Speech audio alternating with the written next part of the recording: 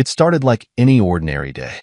I was sitting in our cozy living room, scrolling aimlessly through my phone, when I heard the sound of a car pulling up outside. It was late, past midnight, but I knew it had to be her. My wife, Amy, had been on a business trip for the last 3 days. The trip itself was nothing unusual. Her job often required her to travel. What was unusual, however, was the overly chipper tone in her texts this time around. The doors swung open, and there she was, standing in the doorway with her suitcase in one hand and her phone in the other. Her face was beaming with the kind of joy I hadn't seen in a long time.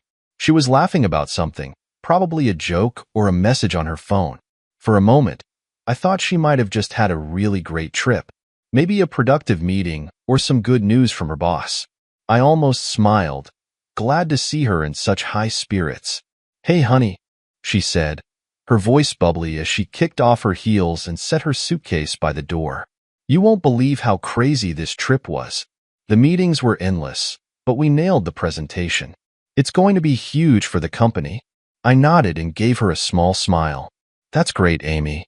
Sounds like it went well." "It did," she said, still grinning as she pulled out her phone and started typing something. "Oh, and the food at this place they took us to? Unreal. Like, Michelin star unreal." I watched her as she rambled on, noticing the glow on her face. There was something different about her, something I couldn't quite put my finger on. Her energy was almost too much. And then there was her laugh. She kept giggling at her phone, a kind of carefree laugh I hadn't heard in years. For a split second, I felt a pang of jealousy, not because she was happy, but because I hadn't been the one to make her feel that way. I stood up and walked over to her, giving her a light hug. "You seem really happy," I said, half joking. "Maybe I should send you on more business trips." She laughed again, but it sounded nervous this time. "Yeah, maybe," she said, pulling away to grab her suitcase. "I'm just going to unpack really quick." As she walked toward our bedroom, something inside me felt off. Maybe it was the way she avoided looking me in the eye, or how she clutched her phone like it held some kind of secret. Whatever it was, I couldn't shake the feeling that there was more to her excitement than a successful business trip. When she disappeared into the bedroom, I stayed behind in the living room, staring at the empty doorway. That's when I noticed something strange. Her laughter had stopped. In fact, the entire house had gone eerily quiet. Curiosity got the better of me, and I made my way toward the bedroom, my footsteps silent on the carpet. As I reached the door, I heard her muttering under her breath. "No, no, no," she whispered, her voice panicked. "This can't be happening. Not now." I peeked inside and saw her sitting on the edge of the bed, her suitcase open in front of her. She was holding something in her hands, a piece of paper, and her face had gone pale.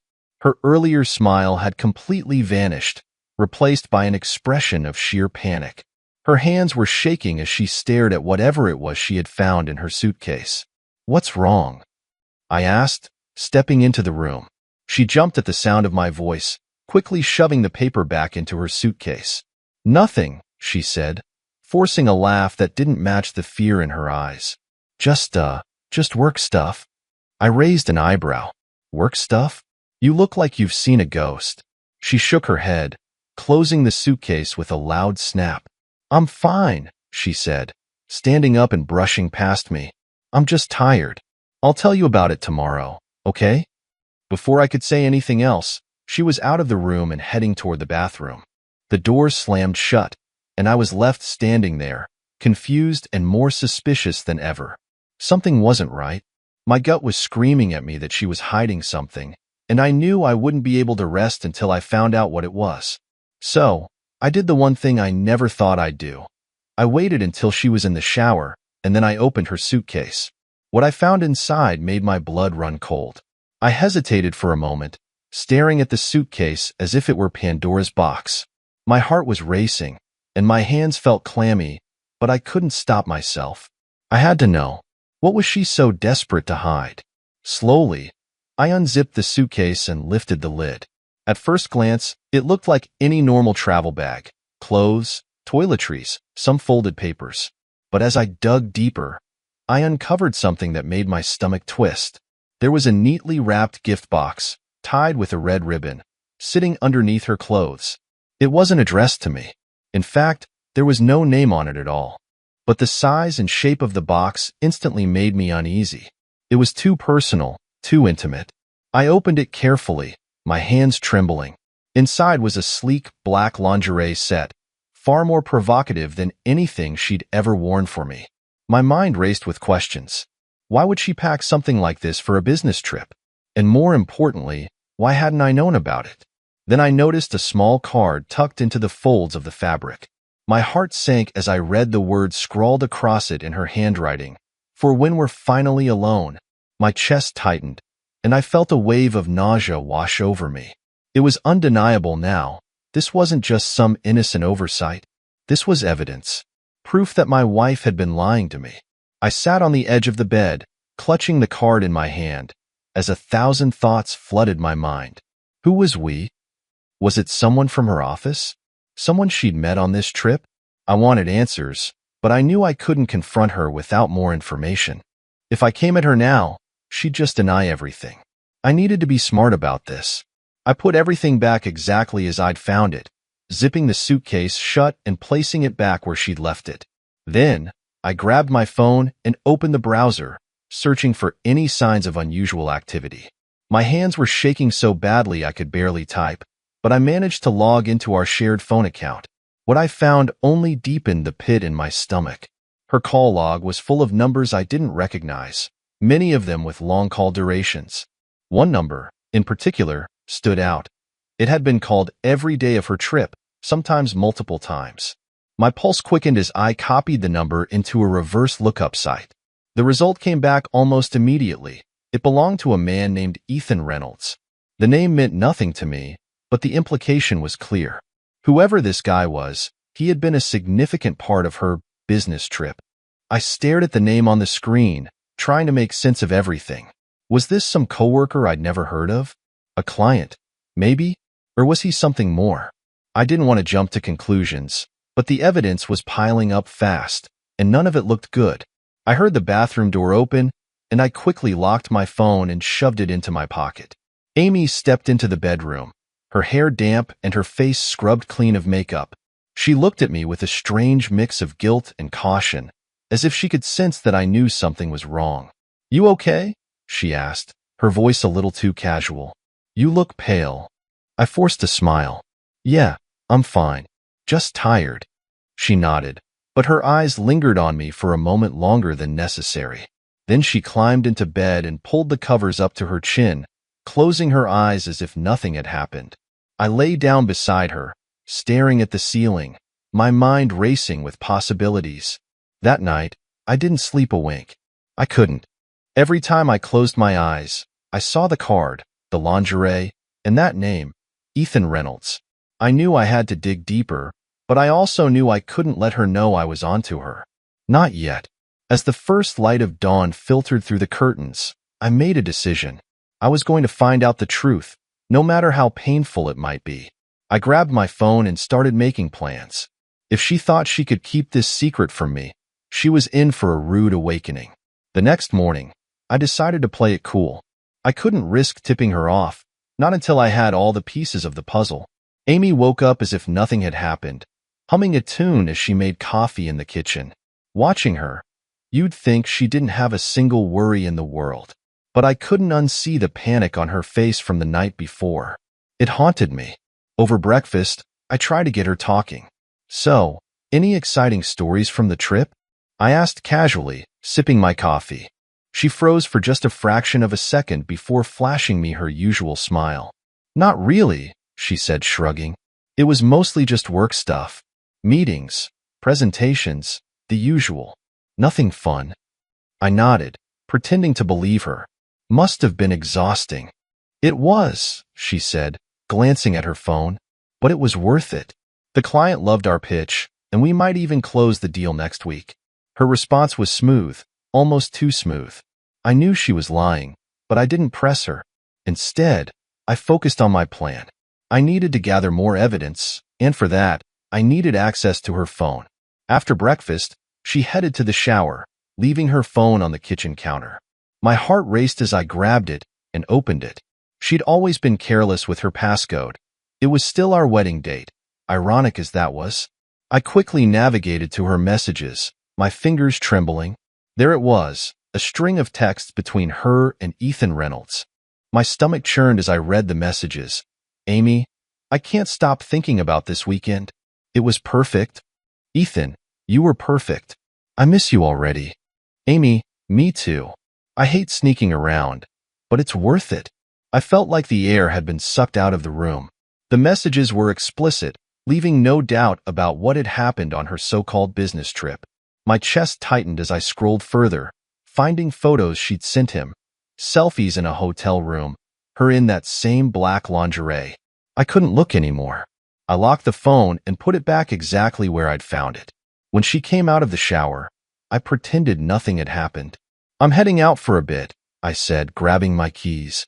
Need to run some errands. Okay, she said, barely looking up from her phone. See you later. As I drove away, I felt a mix of anger, heartbreak, and determination. I wasn't the kind of guy to let something like this slide, but I also wasn't impulsive. I needed to be methodical, to make sure I didn't just confront her without a plan. I pulled over in a quiet parking lot and called a private investigator. I'd never imagined I'd need one, but desperate times called for desperate measures. The investigator, a man named Jack, listened patiently as I explained my situation. I'll take the case, he said. I'll need her schedule, any details about this guy, and access to anything you can provide, emails, phone logs, social media. I gave him everything I had, including the messages I'd seen that morning. Jack assured me he'd start digging immediately and promised to keep me updated. As I hung up, I felt a small sense of relief. At least now I was doing something. Over the next few days, I acted like nothing was wrong. I laughed at Amy's jokes, listened to her stories, and even kissed her goodnight, all while knowing what I knew. It was the hardest thing I'd ever done, but I kept reminding myself that the truth was worth the wait. Then, one evening, Jack called. We've got something, he said, his tone serious. You're going to want to see this. The phone call from Jack had left me on edge. He didn't go into detail, just said he had something I needed to see and insisted we meet in person. That night, as Amy sat on the couch scrolling through her phone, I couldn't help but glance at her, wondering how she could sit there so calmly while keeping such a huge betrayal hidden. Every smile, every casual remark from her, felt like another twist of the knife. But I played my part. I pretended everything was fine, even though the storm brewing inside me was getting harder to contain. The next morning, I made up an excuse about a last-minute work meeting and headed out to meet Jack at a small diner on the edge of town. He was already there when I arrived, a manila folder sitting on the table in front of him. My heart was pounding as I slid into the booth across from him. You're not going to like this, Jack said, his voice low and serious. He pushed the folder toward me, his expression grim. But you need to see it. With trembling hands, I opened the folder. The first thing I saw was a series of photos, grainy but clear enough to make out the faces. There was Amy, laughing and leaning into a man I recognized immediately as Ethan Reynolds. They were sitting together at what looked like a hotel bar, their body language unmistakably intimate. One photo showed Ethan with his hand on her thigh. Another showed them holding hands as they walked into the hotel elevator. My stomach churned, but the worst was yet to come. Jack pointed to a USB drive tucked inside the folder. There's more on here, he said. Surveillance footage from the hotel. It confirms everything. I couldn't bring myself to watch it there, in the middle of the diner. Just seeing the photos was enough to make my blood boil. How long has this been going on? I asked, my voice barely above a whisper. From what I've gathered, at least a few months, Jack said. They've been meeting up whenever she travels for work. This wasn't a one-time thing. I felt like the floor had been ripped out from under me. Months. She'd been lying to me for months, sneaking around with this guy while I stayed home, trusting her, loving her. The betrayal was overwhelming, but I forced myself to stay calm. I needed to think clearly. What else did you find? I asked. Jack hesitated. There's one more thing, he said, pulling out a printed document from the folder. It's a booking confirmation for a weekend getaway. She and Ethan have another trip planned in 2 weeks. Looks like they're heading to a resort in Miami. My hands clenched into fists as I stared at the paper. She wasn't even trying to stop. She was already planning her next rendezvous. The audacity of it made my blood boil, but I swallowed my anger. If I was going to confront her, I needed to do it on my terms. I needed to make sure there was no way she could wriggle out of this. "Thank you, Jack," I said, my voice steady despite the storm raging inside me. "You've done more than enough." He nodded, giving me a look of sympathy. "If you need anything else, just call. And, for what it's worth, I'm sorry you're going through this." I left the diner with the folder and the USB drive tucked under my arm. I felt like a man carrying the weight of the world, but I also felt a strange sense of clarity. This was no longer about suspicion or guesswork. I had the truth, cold and undeniable, and now it was time to decide what to do with it. That evening, I sat in my car in a deserted parking lot, staring at the USB drive in my hand. I knew I needed to see the footage, but part of me was terrified of what I'd find. Still, I couldn't look away.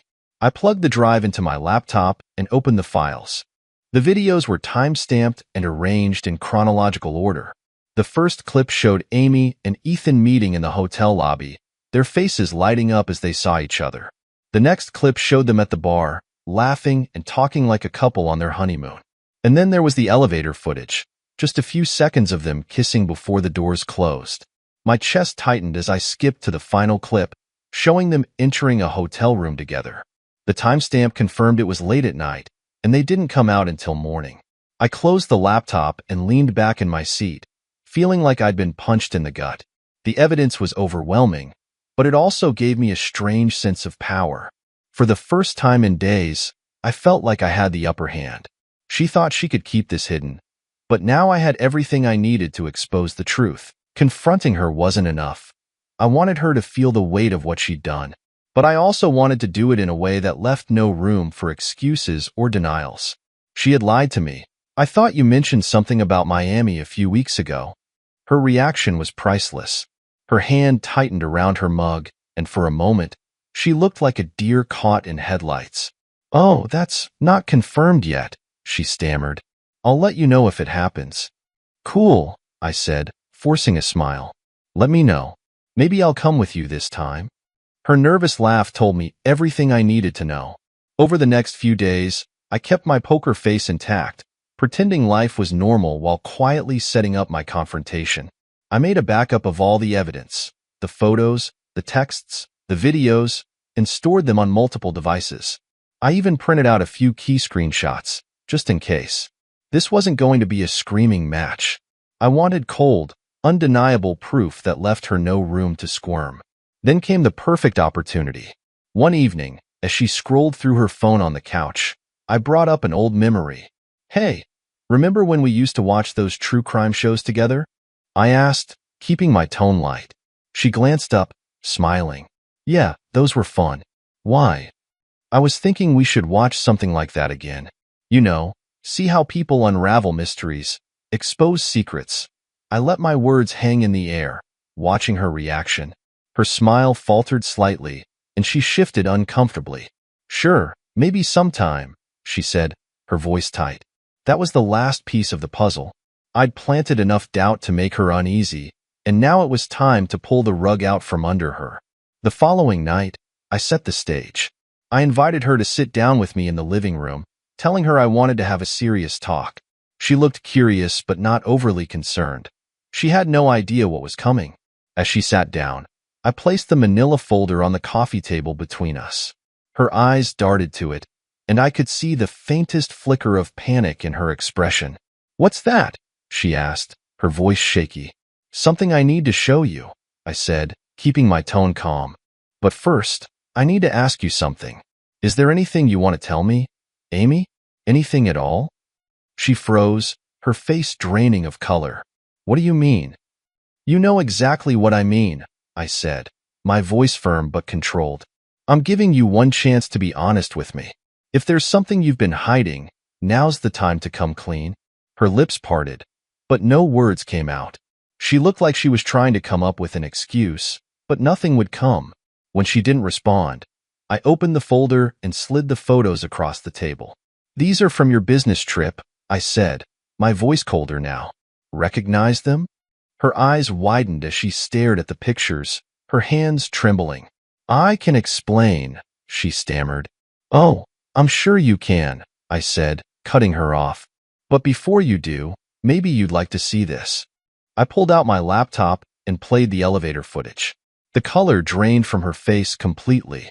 "It's not what it looks like," she whispered. "It's exactly what it looks like," I snapped. "You lied to me. You betrayed me. And you thought you could get away with it." She opened her mouth to speak, but I wasn't done.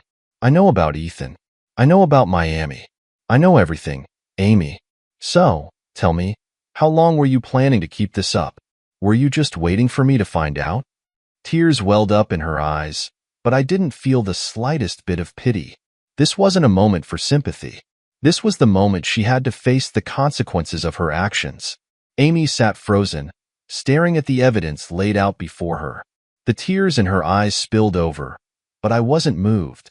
This wasn't the time for her crocodile tears. I wanted the truth, raw, unfiltered, and without excuses. I'm sorry," she whispered, her voice breaking. "It just happened." I leaned back in my chair, crossing my arms. "It just happened? That's the best you've got? Amy, affairs don't just happen. You made deliberate choices. You lied to me, planned trips, snuck around. Don't insult me by pretending this was some accident." She looked down at her hands, wringing them together as if that would somehow erase the weight of what she'd done. "I didn't mean for it to go this far," she mumbled. "Go this far?" I repeated, my voice rising. "You've been sneaking around with this guy for months, and you're already planning another trip to Miami with him. How far were you planning to take this? Were you going to run off with him? Leave me behind like yesterday's trash?" She shook her head frantically, her voice rising in desperation. "No, I swear, I wasn't going to leave you. You just what?" I interrupted, slamming my hand on the table. "Wanted a little excitement? Something different? Was I not enough for you?" Her silence was deafening. She couldn't even look at me. And that, more than anything else, told me the answer I already knew. For a long moment, neither of us spoke. The weight of everything hung heavy in the air, suffocating. Finally, she broke the silence. "I never stopped loving you," she said, her voice barely audible. I let out a bitter laugh. "You don't do this to someone you love, Amy. You don't lie to their face, betray their trust, and sneak off to hotels with someone else if you love them. So spare me that line, because I'm not buying it." Her tears came harder now, and she buried her face in her hands. "I don't know why I did it," she sobbed. "I was stupid, selfish. I wasn't thinking." "That much is clear," I said coldly. "But now it's time to think, Amy. Because this isn't going to end with you crying and me forgiving you. There are consequences for what you've done." She looked up at me, panic flashing in her tear-streaked eyes. What do you mean?" "I mean this," I said, pulling out the stack of printed screenshots and dropping them onto the table. "This is going to our lawyer. I'm filing for divorce." Her jaw dropped, and for a moment, she looked like she couldn't believe what she was hearing. "Wait, no!" she cried, reaching for my hand. "We can work through this. Please, just give me a chance to make it right." I pulled my hand away, shaking my head. "You don't get to make it right after months of lying and cheating, Amy. You've destroyed any chance we had of working through this. I can't trust you anymore. And without trust, there's nothing left." Her sobs grew louder, but I refused to let myself feel guilty. This was her mess, her betrayal, and she needed to face the fallout. I stood up, grabbing the folder and laptop. "I'll be staying at a hotel tonight," I said, my voice firm. "I need space to figure out my next steps. You can stay here, but don't expect things to go back to normal. This is the beginning of the end, Amy." As I turned to leave, she called after me, her voice cracking. "Please, don't do this. I'll do anything, just don't leave." I paused at the door, glancing back at her one last time. The sight of her, broken and desperate, should have hurt, but all I felt was numb. "You already left," I said quietly. The moment you chose him over me. And with that, I walked out, closing the door behind me. I drove aimlessly for hours, trying to clear my head. The emotions swirling inside me were a toxic mix of anger, betrayal, and heartbreak. I had never imagined my life would end up here, blindsided by the person I trusted the most. Amy's pleas still echoed in my head, but they only made me angrier. She didn't care about me. She cared about being caught. Eventually, I pulled into the parking lot of a small roadside motel. It was cheap, dingy, and exactly what I needed. Somewhere to be alone, away from her. I checked in and sat on the edge of the bed, staring at the folder I'd brought with me. I opened it again, flipping through the evidence. Every photo, every message, every detail solidified my decision. There was no going back. Amy had crossed a line that couldn't be uncrossed. The next morning, I called a divorce attorney. His name was Alan, and he came highly recommended by one of my coworkers. I told him everything, about Amy, about the affair, about the evidence I had. He listened without judgment, then laid out my options. With the proof you've got, this could be straightforward, Alan said. But it depends on what you want out of this. Are you looking for a clean break or something more? I thought about it for a moment. Part of me wanted revenge, to make Amy feel the same pain she had caused me. But another part of me just wanted it to be over. I want a clean break, I said finally. But I won't let her walk away unscathed. She has to take responsibility for what she's done. Alan nodded. Fair enough. We'll start drafting the papers today. Do you have a place to stay for now? Yeah, I said, though the motel hardly felt like a place to stay. I'll manage. After hanging up, I felt a strange sense of relief. For the first time in days, I had a plan. I wasn't just wallowing in my misery. I was taking action. Later that day, I got a call from Jack.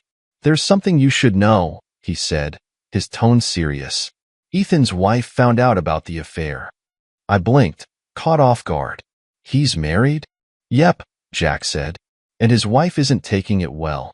She's threatening to go public if Amy doesn't back off. A bitter laugh escaped me. The irony was almost too much. Amy wasn't just destroying our marriage. She was wrecking someone else's life too. Let her go public, I said. Maybe Amy needs to feel what it's like to have her world crumble around her.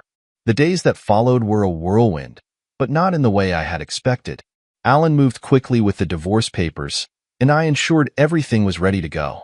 Amy, meanwhile, seemed like a shadow of her former self. Her confident, bubbly demeanor had vanished, replaced by a quiet, desperate sadness. She tried to apologize again, but I held firm. I can't do this anymore, Amy, I told her during one of our last conversations. I deserve better. You made your choices, and now you have to live with them. I'm done being your safety net. Her tears didn't affect me anymore. I had spent too many sleepless nights mourning the life I thought we had. But now, I was ready to let it go. The divorce process was surprisingly smooth. With the evidence I had, Amy didn't fight me on anything.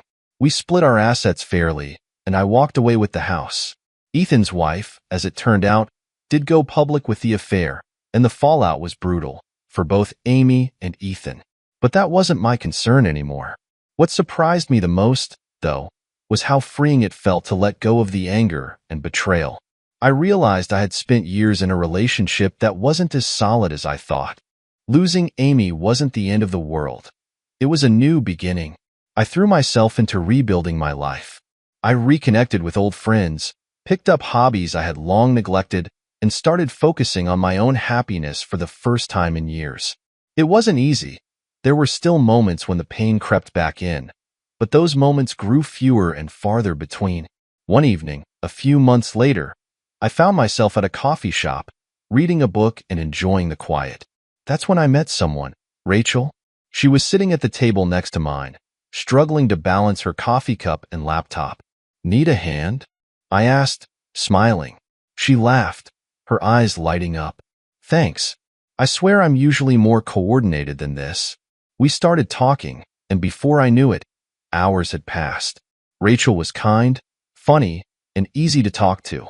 For the first time in what felt like forever, I felt a spark of hope. As we exchanged numbers and said goodbye that evening, I realized something.